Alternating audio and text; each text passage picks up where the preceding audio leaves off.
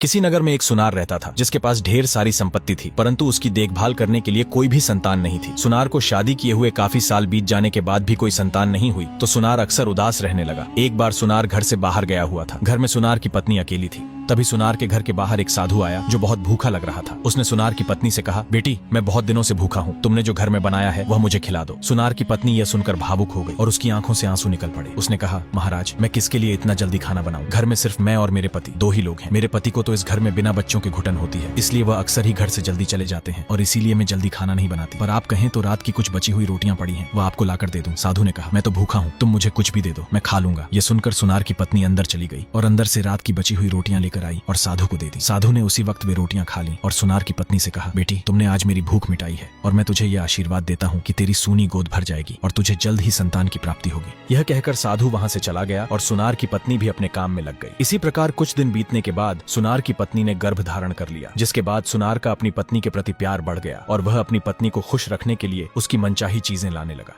एक दिन सुनार को किसी कामवश अपने नगर से बाहर जाना पड़ा। वह अपने घोड़े पर सामान लेकर एक रेगिस्तान से गुजर रहा था कि उसने देखा रेगिस्तान के बीचों बीच एक हरा भरा पेड़ खड़ा है और उसके पास एक कुटिया है। यह देखकर उसे हैरानी हुई कि ऐसे बंजर रेगिस्तान की तपती लू में यह हरा भरा पेड़ कैसे खड़ा है। यह सोचकर वह पेड़ की तरफ चल पड़ा और पेड़ के नीचे बैठकर कुछ देर आराम करने लगा। तभी कुटिया से एक साधु बाहर आया। साधु को देखकर सुनार को लगा कि यह कोई तपस्वी साधु है और शायद इसी कारण इस विशाल रेगिस्तान में यहीं यह हरा भरा पेड़ खड़ा है। यह सोचकर सुनार साधु के चरणों में गिर पड़ा और साधु से पूछने लगा, मैं अपनी पत्नी को गर्भवती अवस्था में अकेले घर पर छोड़कर आया हूँ, क्या आप यह देखकर बता सकते हैं कि मेरी पत्नी और उसके पेट में पल रहे बच्चे को कोई खतरा तो नहीं? यह बात सुनकर तपस्वी बने डाकू ने सोचा कि आज मैं कहाँ फंस गया। पिछले नगर से जो सामान मैंने चुराया था वह तो मैं इस कुटिया में रखे हुए हूँ और अगर मैंने इस व्यक्ति को उसके भविष्य के बारे में नहीं बताया तो इसे मुझ पर शक हो जाएगा। इसलिए डाकू ने कहा, सुनो पुत्र, तुम्हें देखकर मुझे यह पता चल रहा है कि तुम्हारी पत्नी एक स्वस्थ बच्चे को जन्म देगी, लेकिन एक बात का ध्यान रखना, अगर तुम्हारी पत्नी ने किसी बच्चे को जन्म दिया तो वह तुम्हारी बदनामी का कारण बनेगी और तुम्हारी दौलत जाती रहेगी। यह सुनकर सुनार चौंक उठा और सोचने लगा, ऐसी बच्ची से क्या फायदा जिससे मुझे नुकसान हो। यह सोचकर वह वहां से अपने व्यापार के काम के लिए चल पड़ा। सुनार के जाते ही साधु बने डाकू ने अपने कपड़े उतार दिए और अपने असली रूप में आकर कुटिया के अंदर खड़े घोड़े पर लदा सोना चांदी लेकर वहां से फरार हो गया। दूसरी तरफ सुनार अपना व्यापार का काम करके घर लौटा और अपनी पत्नी से गुस्से में कहा, मेरी बात ध्यान से सुन लो, तुम्हें एक पुत्र को जन्म देना है। अगर तुमने किसी पुत्री को जन्म दिया तो मुझे पता लगने से पहले ही उसे मार देना, वरना मैं उसे जिंदा नहीं छोड़ूंगा। यह सुनकर सुनार की पत्नी घबरा गई और भगवान से प्रार्थना करने लगी, पता नहीं मेरे पति को क्या हो गया है जो मुझसे ऐसी बातें कर रहे हैं, लेकिन ये जो कहते हैं वह जरूर करते हैं। हे भगवान, आप मुझे पुत्र ही देना, मैं नहीं चाहती कि मैं एक पुत्री को जन्म दूं और मेरा पति उसे मार डाले। इसी प्रकार समय बीतता गया और 9 महीने पूरे हो गए। सुनार की पत्नी ने एक बेटी को जन्म दिया। बेटी को देखकर सुनार की पत्नी के हाथ पांव फूल गए और वह अपनी बच्ची को गोद में लिए रोने लगी। दूसरी तरफ जब सुनार को यह पता चला तो उसे बहुत गुस्सा आया। वह गुस्से में अपनी पत्नी से बोला, मैंने तुम्हें पुत्र को जन्म देने के लिए कहा था, पर तुमने तो पुत्री को जन्म दिया है। अब तुम्हारे लिए यही अच्छा है कि तुम इसे अपने हाथों से मार डालो, वरना इसके साथ मैं जो करूंगा वह तुम देख नहीं पाओगी। सुनार की यह बात सुनकर उसकी पत्नी रोने लगी और अपने हाथ जोड़कर प्रार्थना करने लगी कि वह उसकी बच्ची को कुछ न करे, लेकिन जालिम सुनार को अपनी बेटी पर जरा सी भी दया नहीं आई। उसने अपनी पत्नी से बच्ची को छीना और उसे मारने के लिए घर से बाहर निकल पड़ा। चलते चलते वह एक जंगल में पहुंच गया। जंगल में वह खड़ा होकर सोचने लगा कि इस बच्ची के साथ क्या किया जाए। क्या इसे मैं भूखे भेड़ियों के सामने डाल दूं? वे इसे अपने आप चीर फाड़ कर खा जाएंगे। फिर उसने सोचा, यही गड्ढा खोदकर इसे दफना देता हूँ, किसी को पता भी नहीं चलेगा। यह सोचकर उसने बच्ची को अपने पास जमीन पर रख दिया और गड्ढा खोदने लगा। गड्ढा खोदने के बाद उसने उस मासूम सी बच्ची को जमीन में दफना दिया और वहां से चला गया। यह सब करते हुए पास ही पेड़ पर बैठी एक बंदरिया ने सब कुछ देख लिया। वह नीचे आकर जमीन से उस बच्ची को बाहर निकाल लाई। बच्ची बड़ी मासूम और चंचल लग रही थी। बंदरिया ने जैसे ही उसे अपनी गोद में उठाया वह रोने लगी। ये देखकर बंदरिया ने बच्ची को अपनी छाती से लगा लिया। बच्ची बंदरिया का दूध पीने लगी और चुप हो गई। अब बंदरिया भी उसे अपने बच्चे की तरह प्यार करने लगी और उसे अपने साथ पेड़ के ऊपर ले गई। लेकिन बच्ची को पेड़ पर सोने में तकलीफ होती थी, इसलिए बंदरिया ने अपनी बच्ची के लिए एक घर बनाने की सोची और घर बनाने के लिए जंगल से लकड़ियां लाने लगी। पूरे दिन मेहनत करके उसने एक सुंदर सा लकड़ी का घर बना लिया। उसके अंदर पत्तियों से एक बिस्तर तैयार किया जिस पर उसने अपनी बच्ची को सुला दिया। इसी प्रकार दिन बीतने लगे और अब बंदरिया बच्ची की बातें समझने लगी। जब बच्ची को भूख लगती तो बंदरिया उसे अपना दूध पिलाती। जब बच्ची रोती तो बंदरिया उसे अपनी गोद में उठाकर पेड़ के ऊपर ले जाती। एक दिन बंदरिया बच्ची को लिए पेड़ के ऊपर बैठी थी कि तभी वहां से एक वैद्य, जो कि अक्सर वहां जंगल में आकर जड़ी बूटियां ले जाया करता था, गुजर रहा था। वह वहां से जड़ी बूटियां इकट्ठा कर रहा था कि उसने देखा कि एक बंदरिया अपनी गोद में इंसानी बच्ची को लिए बैठी है। वैद्य ने सोचा कि यह बंदरिया शायद किसी माँ से उसकी बच्ची को छीन लाई है, लेकिन साधु के होश तो तब उड़ गए जब बच्ची बंदरिया के साथ बहुत खुश थी और बंदरिया भी उसे प्यार कर रही थी। तभी बंदरिया ने वैद्य को देख लिया और उसे पहचान गई, क्योंकि वैद्य अक्सर जंगल में जड़ी बूटियां लेने आया करता था। इसलिए बंदरिया बच्ची को लेकर नीचे आ गई। वैद्य ने देखा कि बच्ची के शरीर पर कुछ चोटें लगी हुई हैं, इसलिए उसने बंदरिया से बच्ची को लिया और समझाया कि इस बच्ची का यहाँ जंगल में रहना सही नहीं है और मैं इसे अपने साथ ले जा रहा हूँ। यह कहकर वैद्य बच्ची को लेकर अपने साथ चल पड़ा। वह कुछ ही दूर चला था कि उसे आभास हुआ कि कोई उसका पीछा कर रहा है। वैद्य ने पीछे मुड़कर देखा तो उसे वही बंदरिया दिखाई दी जो अपनी आंखों में आंसू लिए चल रही थी। अब वैद्य को यह समझने में देर नहीं लगी कि बंदरिया इस बच्ची के बिना नहीं रह सकती, इसलिए वैद्य ने फैसला किया कि इस बंदरिया को भी अपने साथ ले जाया जाए। अब वैद्य अपने साथ बंदरिया को भी ले चल पड़ा। वे सब गांव के बाहर एक कुटिया में रहने लगे। वैद्य बच्ची का बहुत ख्याल रखने लगा और उसने उस बच्ची का नाम चंदा रखा, क्योंकि वह चांद की तरह सुंदर थी। दूसरी तरफ सुनार की पत्नी ने भी एक सुंदर बच्चे को जन्म दिया। इसी प्रकार समय बीतता गया और चंदा थोड़ी बड़ी हो गई। वैद्य ने उसे अनेक जड़ी बूटियों के बारे में बताया और लोगों का उपचार करना सिखाया। चंदा ने यह सब पूरी तरह सीख भी लिया था। अब वैद्य भी अक्सर गांव में जाकर चंदा के माता पिता को खोजने लगा। एक दिन वह तलाश करता हुआ एक रास्ते से जा रहा था कि सामने से एक साधु आता हुआ दिखाई दिया। वह साधु के पास से गुजर ही रहा था कि साधु ने उसे रोक लिया और चंदा के पिता के बारे में सब कुछ बताया कि किस प्रकार उन्होंने अपनी बच्ची को जंगल में दफन कर दिया था। ये सब सुनकर वैद्य के पैरों तले जैसे जमीन ही खिसक गई और वह सोचने लगा कि ऐसा निर्दयी बाप तो भगवान किसी को न दे। ये सोचकर वह अपनी कुटिया की तरफ चल पड़ा और वहां पहुंचकर चंदा को कुछ नहीं बताया। इसी प्रकार समय बीतता गया और चंदा बड़ी हो गई। बड़ी होने के साथ उसकी सुंदरता भी बहुत अधिक बढ़ गई। एक बार सुनार का बेटा अपने नौकरों के साथ जंगल से गुजर रहा था कि वहां एक जहरीले सांप ने उसे डस लिया। नौकर यह देखकर घबरा गए। तभी उनमें से एक ने कहा, यहाँ पास ही एक वैद्य रहते हैं जो बड़े पहुंचे हुए हैं और सभी का इलाज करते हैं, चलो उनके पास चलते हैं। ये बात सभी को सही लगी और नौकरों ने सुनार के बेटे को उठाया और वैद्य की कुटिया की तरफ चल पड़े। कुटिया में पहुंचकर नौकरों ने वैद्य से सुनार के बेटे का इलाज करने के लिए कहा। वैद्य ने एक जड़ी बनाई और जहां सांप ने काटा था वहां उसे लगा दी। कुछ ही देर में जड़ी ने अपना असर दिखाया और सुनार के बेटे को होश आ गया। सुनार के बेटे की जैसे ही आंख खुली, उसकी निगाह एक सुंदर युवती पर पड़ी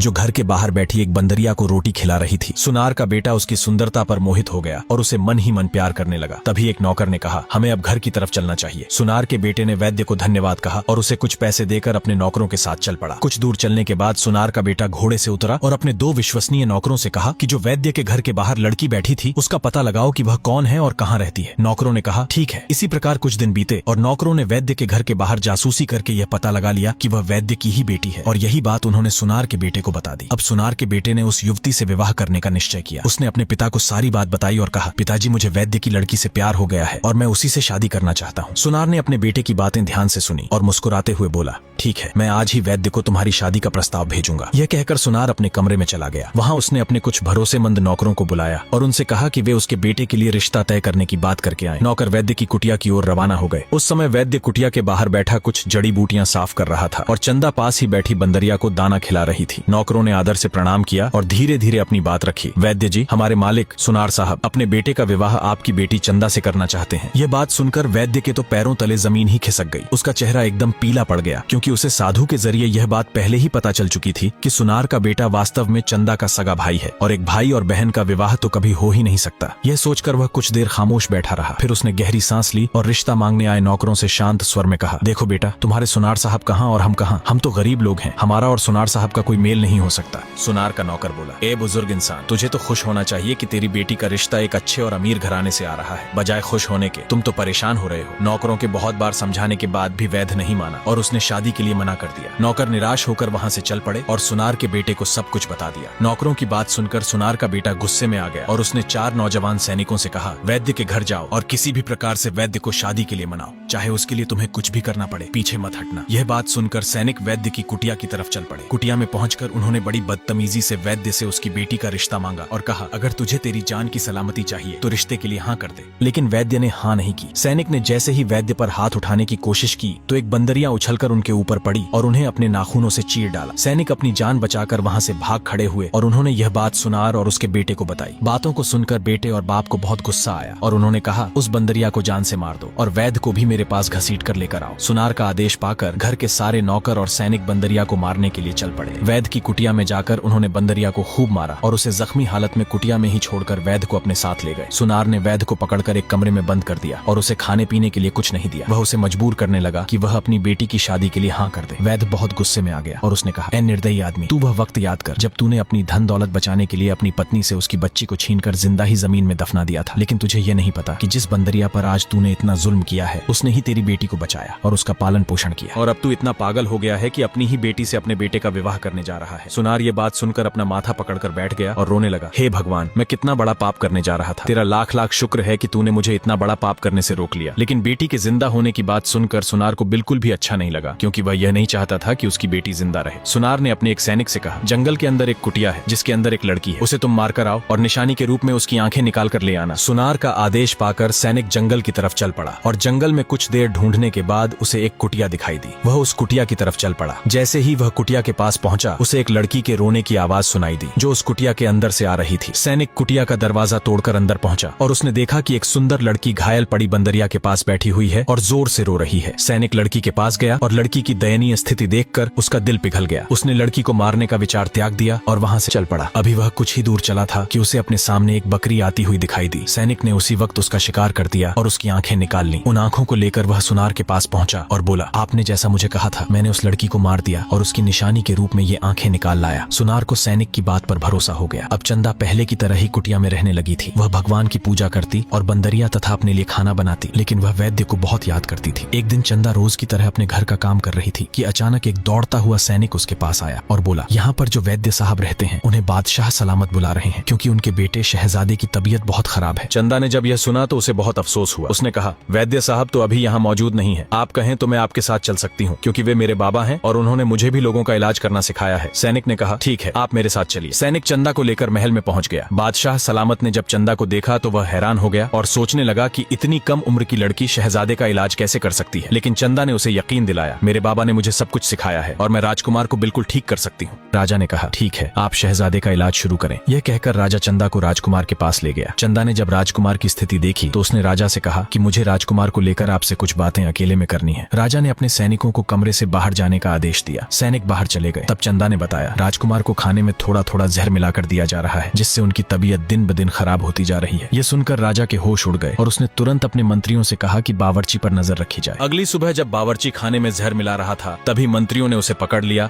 और राजा के सामने ले गए। राजा ने बावर्ची को फांसी देने का आदेश सुना दिया और चंदा से यह प्रार्थना करने लगा, तुम कुछ भी करके राजकुमार को ठीक कर दो। चंदा ने कहा, ठीक है, पर मुझे कुछ जड़ी बूटियों की आवश्यकता है जो आप मुझे मंगवा दीजिए। राजा ने तुरंत ही अपने सैनिकों से कहकर वह जड़ी बूटियां मंगवाई। चंदा ने उन जड़ी बूटियों से एक दवा बनाई और राजकुमार को पिला दी। देखते ही देखते कुछ देर में राजकुमार को होश आ गया। राजा यह देखकर बहुत खुश हुआ और उसने चंदा से कहा, बेटी तुम्हें क्या चाहिए? जो तुम मांगोगी वह तुम्हें मिल जाएगा। लेकिन चंदा ने कहा, मुझे कुछ नहीं चाहिए। जब राजकुमार को यह पता चला कि उसका इलाज एक लड़की ने किया है तो वह उस लड़की से मिलने के लिए उत्सुक हो गया। राजकुमार ने जब पहली बार चंदा को देखा तो उसकी सुंदरता पर मोहित हो गया और यह बात राजकुमार ने अपने पिता को भी बताई। राजा को भी इस पर कोई ऐतराज नहीं था, इसलिए राजा ने चंदा को अपने पास बुलाया और उससे कहा, बेटी हम तुम्हें हमारे बेटे के लिए पसंद करते हैं और तुम्हें हमारे राजमहल की बहू बनाना चाहते हैं, इसलिए तुम बताओ कि तुम्हारे बाबा कब तक आ जाएंगे ताकि हम उनसे तुम्हारे रिश्ते की बात कर सकें। यह सुनकर चंदा की आंखों में आंसू आ गए और उसने कहा, यह तो मैं भी नहीं जानती कि मेरे बाबा कब आएंगे। यह कहकर उसने सारी घटना राजा को बता दी। इसे सुनकर राजा को बहुत दुख हुआ और राजा ने कहा, अब जो तुम्हारी परेशानियां हैं वह हमारी भी परेशानियां हैं। अब चंदा ने राजकुमार से शादी के लिए हाँ कर दी और बड़े धूमधाम से उनकी शादी हो गई। चंदा राजमहल की रानी बन गई और उसने बंदरिया को भी अपने पास राजमहल में रख लिया। इसी प्रकार एक साल बीत गया और भगवान की कृपा से चंदा ने एक सुंदर बच्चे को जन्म दिया। उसे पाकर राजकुमार बहुत खुश हुआ। एक दिन चंदा भगवान की पूजा करते हुए रो रही थी, तभी उसे रोते हुए राजकुमार ने देख लिया। राजकुमार चंदा के पास आकर बैठ गया और कहने लगा, तुम इतनी उदास क्यों हो और क्यों रो रही हो? क्या मुझसे कोई गलती हो गई है? लेकिन चंदा ने कहा, नहीं ऐसा कुछ नहीं है, आपने तो मुझे इतनी खुशियां दी हैं जितनी तो मेरे अपनों ने भी नहीं दी। लेकिन आज जब मैं पूजा कर रही थी तो मुझे मेरे बाबा की याद आ गई और इसी कारण मेरी आंखों से आंसू निकल पड़े। राजकुमार ने कहा, तुम फिक्र मत करो, सब ठीक होगा। और मैं तुम्हें ये बताने के लिए आया था कि आज शाम हमारे घर पर हमारे खास मेहमान आने वाले हैं। वह हमारे बहुत पुराने कारोबारी साथी रह चुके हैं, लेकिन कुछ दिनों से उनकी तबीयत ठीक नहीं है। पता नहीं उन्हें कौन सी बीमारी हुई है। बहुत बार इलाज कराने के बावजूद भी वह ठीक नहीं हुए। इसलिए मेरे पिताजी ने उन्हें तुम्हारे बारे में बताया कि तुम बड़ी से बड़ी बीमारी का इलाज करना जानती हो, इसलिए तुम आज आने वाले मेहमान की बीमारी को भी देख लेना। चंदा ने कहा, ठीक है, मेहमान तो वैसे भी भगवान का रूप होते हैं। इसी प्रकार शाम का वक्त हो गया, मेहमान भी आ गए। राजकुमार ने मेहमानों को रुकने के लिए एक कमरा दिया और वहाँ उनके खाने पीने का बंदोबस्त कर दिया। दूसरी तरफ राजा ने चंदा से कहा, आप मेहमानों को देख लीजिए और उनसे पूछ लीजिए कि उन्हें कुछ चाहिए तो नहीं। चंदा ने हामी में इशारा किया और मेहमानों के कमरे की तरफ चल पड़ी। वह कमरे के अंदर जा ही रही थी कि उसने देखा कि वह मेहमान और कोई नहीं बल्कि उसका सगा बाप, भाई और उसकी माँ थे। बाप पहले से काफी ज्यादा कमजोर लग रहा था। तभी चंदा के पास राजकुमार आ गया और कहने लगा, आप बाहर क्यों खड़ी हैं? चंदा ने कहा, ये मेहमान कौन है और आप इन्हें कैसे जानते हैं? हैं। राजकुमार ने बताया, ये बहुत ही बड़े सुनार हैं और हमारे महल के जवाहरात भी यही बनाते हैं। इनकी और मेरे पिता की बहुत पुरानी दोस्ती है और इन्हें इसलिए बुलाया गया है कि इनका इलाज कराया जा सके। ये कहकर राजकुमार मेहमानों के पास चला गया और चंदा अपने घर वालों के पास न जाकर अपने कमरे में चली गई। वहाँ उसने अपने पिता के लिए एक दवा बनाई और राजकुमार के द्वारा वह दवा चंदा के पिता के पास भिजवा दी। कुछ दिनों तक दवा लेने के बाद चंदा का पिता वापस से ठीक हो गया और उसने राजा से कहा, तुम्हारी बहू के हाथों में तो जादू है, क्योंकि मैंने पहले भी बहुत हकीमों की दवाइयाँ ली पर कोई फायदा नहीं हुआ, लेकिन तुम्हारी बहू ने तो कुछ ही दिनों में मुझे ठीक कर दिया। मैं आपकी बहू से मिलना चाहता हूँ और उसका शुक्रिया अदा करना चाहता हूँ। तुम बहुत खुशनसीब हो कि तुम्हें ऐसी बहू मिली है। राजा ये बात सुनकर हंसने लगा और कहने लगा, अरे दोस्त, मुझसे ज्यादा तो कोई और खुशकिस्मत था, लेकिन वह अपनी किस्मत को पहचान नहीं सका। ये कहकर राजा ने राजकुमार से कहा, बहुरानी को अपने साथ लेकर आओ, हमारे मेहमान उनसे मिलना चाहते हैं। राजकुमार जब चंदा को लेकर आया तो उसे देखकर सुनार और उसके बेटे के पैरों तले जमीन खिसक गई, क्योंकि यह तो सुनार की अपनी बेटी थी। सुनार हैरानी से अपनी बेटी की तरफ देख रहा था। अचानक राजा ने कहा, मेरे दोस्त, वह बदनसीब तुम ही थे जिसने अपनी खुशकिस्मती को बदनसीबी में बदल लिया। बेटियां तो भगवान का रूप होती हैं और तुम्हें यह कैसे लगा कि बेटी के जन्म से तुम कंगाल हो जाओगे? तुमसे तो ज्यादा समझ एक बंदरिया में थी जिसने माँ बनकर इसे पाला। यह सुनकर सुनार की आंखों से आंसू झलक पड़े और उसने अपनी बेटी को गले से लगा लिया। वह माफी मांगने लगा और कहने लगा, मैं उस बंदरिया से भी माफी मांगना चाहता हूँ जिस पर मैंने बहुत जुल्म की। फिर सुनार ने उस बंदरिया से भी माफी मांगी और वैद्य को अपनी कैद से आजाद कर दिया। अब बंदरिया और वैद्य अपनी बेटी के साथ राजमहल में खुशी खुशी रहने लगे। बहुत पुरानी बात है, किसी नगर में एक मछुआरा रहता था। उसकी शादी को काफी समय हो चुका था, लेकिन उसकी कोई संतान नहीं थी।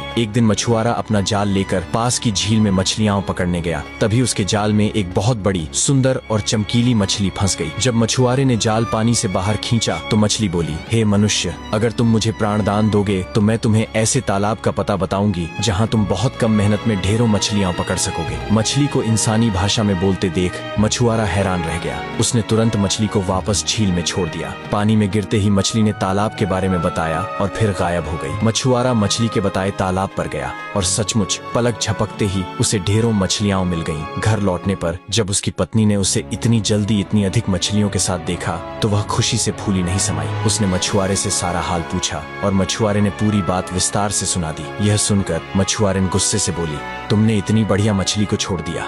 अगर तुम उसे पकड़कर लाते तो हम स्वादिष्ट मछली का मजा ले रहे होते। अगले दिन मछुआरा फिर उसी झील पर गया, इस आशा से कि शायद वही मछली फिर से जाल में फंस जाए और वह अपनी पत्नी को खुश कर सके। उसका भाग्य अच्छा था, सचमुच वही मछली फिर से उसके जाल में फंस गई। मछली ने फिर से छोड़ देने की विनती की। मछुआरे का दिल पसीज गया और उसने उसे पानी में छोड़ दिया। मछली ने फिर एक और तालाब का पता बताया और मछुआरा वहाँ से भी मछलियों का भारी बोझ लेकर घर लौटा। आज जब उसकी पत्नी ने यह जाना तो वह और भी गुस्से में बोली, किस गधे से पाला पड़ा है मेरा, हे राम, हमारा तो भाग्य ही फूटा है। भला हाथ आई ऐसी मछली भी कोई 2 बार छोड़ता है? अगर कल भी वह मिली और तुमने उसे छोड़ दिया तो मैं तुम्हें जान से मार दूंगी। अगले दिन बेचारा मछुआरा भोर होते ही झील पर पहुंच गया। उसने जाल डाला और कुछ देर बाद उसे खींचा। आज भी वही सुंदर बड़ी मछली उसके जाल में फंस गई, लेकिन इस बार मछली की सारी प्रार्थनाएं बेकार गईं। मछुआरे ने उसकी विनती अनसुनी कर दी और घर की ओर चल पड़ा। घर पहुंचकर मछुआरे ने एक बड़े पात्र में पानी भरकर मछली को उसमें डाल दिया। मछुआरा और उसकी पत्नी दोनों उसे निहारने लगे और सोचने लगे कि उससे कौन सा व्यंजन सबसे स्वादिष्ट बनेगा। तभी मछली ने सिर पानी से बाहर निकाला और बोली, अब मेरा मरना तो तय है, लेकिन मरने से पहले मैं तुम्हें अपनी आखिरी इच्छा बताना चाहती हूँ। क्या तुम उसे सुनोगे और मानोगे? दोनों ने हामी भर दी। मछली बोली, जब मैं मर जाऊं और पक जाऊं तब मेरा आधा मांस मछुआरिन खा ले, मेरा शोरबा घोड़ी को पिला देना और मेरा सिर कुतिया को खिला देना, मेरी 3 बड़ी हड्डियों को बगीचे में गाड़ देना और मेरी एक आंख रसोई की धार पर लटका देना। तब तुम्हारी संतानें होंगी और जब किसी भी बच्चे पर कोई संकट आएगा तो मेरी आंख से खून टपकेगा। मछुआरे ने मछली को पकाकर खाने के बाद जैसा मछली ने कहा था वैसा ही किया। समय बीतता रहा। भगवान की लीला और मछुआरे का भाग्य देखिए। एक ही रात में उसके घर 3 बेटे जन्मे। घोड़ी ने 3 बछड़े दिए और कुतिया ने 3 पिल्ले जने। तीनों अपने अपने रूप में इतने समान लगे कि उन्हें पहचानना मुश्किल हो गया। मछुआरे ने बेटों, बछड़ों और पिल्लों के लिए अलग अलग तावीज बनवाकर उनके गले में डाल दिए ताकि पहचान में आसानी रहे। जो 3 हड्डियां बगीचे में गाड़ी गई थीं, वे धीरे धीरे शानदार तलवारें बनकर उग आईं। समय बीता और बच्चे बड़े होते गए। जब बेटे जवान हुए तो मछुआरे ने तीनों को एक एक घोड़ा, एक एक कुत्ता और एक एक तलवार बांट दी। दिन यूं ही कटते रहे, पर सबसे बड़ा बेटा जब जवानी की दहलीज पर पहुंचा तो उसे मछुआरे की साधारण जिंदगी से ऊब महसूस होने लगी। कुछ नया करने की चाह में उसने घर छोड़ने का निश्चय किया। उसने तलवार उठाई, घोड़े पर सवार हुआ और कुत्ते को साथ लिया। रवाना होते समय उसने दोनों छोटे भाइयों से कहा, रसोई की छत से लटकी आंख पर ध्यान रखना। यदि उससे खून की बूंद टपके तो समझ जाना कि मैं या तो मारा गया हूँ या किसी मुसीबत में हूँ। तब मेरी खोज के लिए निकलना। अब मैं चलता हूँ, तुम माता पिता का ध्यान रखना। ऐसा कहकर वह अनजान राहों पर निकल पड़ा। कई दिनों की यात्रा के बाद वह एक नगर के प्रवेश द्वार पर पहुंचा। वहां अजीब सी उदासी छाई थी, मानो पूरा शहर शोक में डूबा हो। उसने एक व्यक्ति से कारण पूछा। वह बोला, हर दिन दोपहर ठीक 12 बजे एक नरभक्षी राक्षस पुल पर आता है। उसे खाने के लिए एक स्त्री चाहिए। यदि कोई स्त्री न मिले तो वह नगर में घुसकर राह चलते छोटे बड़े सभी को निगल जाता है। रोज लॉटरी से एक घर का नाम चुना जाता है और वहां से एक स्त्री बलिदान के लिए भेजी जाती है। आज राजा की बेटी की बारी है, इसलिए पूरा नगर शोक में डूबा है। राजा ने यह भी घोषणा करवाई है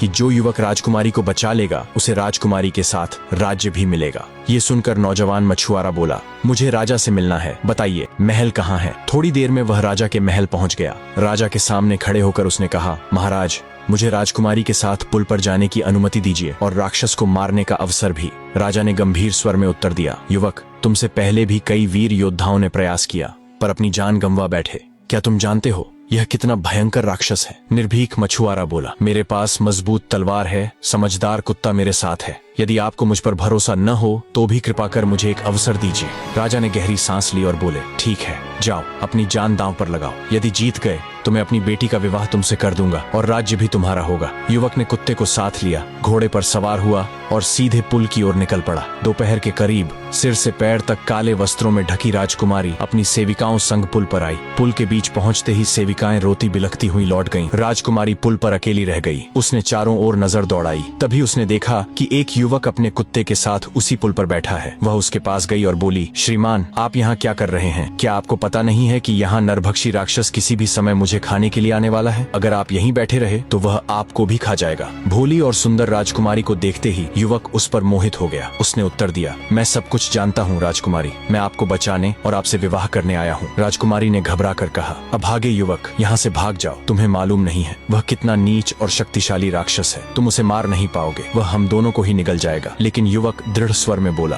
तुम्हारे प्यार की खातिर राजकुमारी, मैं अपनी जान भी दांव पर लगा दूंगा, फिर जो भी होना होगा देखा जाएगा। अभी दोनों की बातचीत खत्म भी नहीं हुई थी कि महल के घड़ियाल ने दोपहर के 12 बजने की घंटी बजाई। अचानक धरती कांपने लगी। तेज धुएं और आग की लपटों के बीच से वह नरभक्षी राक्षस बाहर निकल आया। जैसे ही उसने देखा कि भोजन के लिए 2 प्राणी तैयार खड़े हैं, उसकी भूख और भी बढ़ गई। उसे देखते ही मछुआरे का बेटा तलवार निकालकर बिजली की गति से उस पर टूट पड़ा। उसने अपने कुत्ते को भी इशारा किया कि वह राक्षस पर हमला करे। युवक ने अपनी मजबूत तलवार सीधे उसके पेट में घुसा दी, लेकिन राक्षस तब भी नहीं मरा। उसने अपने घाव तुरंत भर लिए। युवक हैरान रह गया कि राक्षस क्यों नहीं मर रहा। लड़ते लड़ते युवक और उसका कुत्ता गंभीर रूप से घायल हो चुके थे। तभी राजकुमारी ने पीछे से आवाज लगाई, नौजवान, आपको इसकी गर्दन को इसके धड़ से अलग करना होगा, तभी यह दैत्य मरेगा। युवक ने अपने प्राणों की सारी ताकत हथेली में समेटी और तलवार से जोरदार प्रहार किया। अगली ही क्षण राक्षस की गर्दन धड़ से अलग हो गई। गर्दन कटते ही वह वहीं चकनाचूर होकर राख में बदल गया। इसके बाद युवक ने राजकुमारी को अपने घोड़े पर बैठाया और महल की ओर रवाना हो गया। जब राजा को पता चला कि राक्षस मर चुका है तो वह बहुत प्रसन्न हुआ। वादे के अनुसार उसने अपनी बेटी की शादी मछुआरे के बेटे से कर दी और महल का सारा राजपाट उसके हाथों में सौंप दिया। धीरे धीरे मछुआरे का बेटा और राजकुमारी राज्य के राजा रानी बन गए। दोनों ने प्रजा पर बहुत उपकार किया और न्याय व करुणा से राज्य चलाया। राजा ने मछुआरे के बेटे का नाम बदलकर वीरेंद्र रखा और उसे राजगद्दी सौंपी। राजकुमारी और वीरेंद्र का भव्य विवाह हुआ। चारों ओर उत्सव का माहौल था। राज्य की प्रजा ने हर्षोल्लास से नए राजा रानी का स्वागत किया। कुछ वर्षों तक राज्य सुख शांति से चला, लेकिन समस्या तब खड़ी हुई जब राक्षस का सिर, जिसे सबने राख समझा था, जादुई शक्ति से फिर से जीवित होने लगा। असल में वह राक्षस कालासुर नाम का प्राचीन दैत्य था, जिसे कई शताब्दियों पहले ऋषियों ने शाप दिया था कि उसकी आत्मा कभी नष्ट नहीं होगी। राजकुमारी ने एक रात सपना देखा जिसमें कालासुर का सिर उससे बोला, मैं फिर लौटूंगा और इस बार न तुम्हें बचने दूंगा न तुम्हारे पति को। डरी सहमी राजकुमारी ने यह सपना वीरेंद्र को सुनाया। वीरेंद्र ने संकल्प लिया, यदि वह लौटा भी तो मैं फिर उसका अंत करूंगा। तो दोस्तों, कैसी लगी आपको ये कहानी कमेंट में जरूर बताएं और चैनल को सब्सक्राइब करना ना भूले।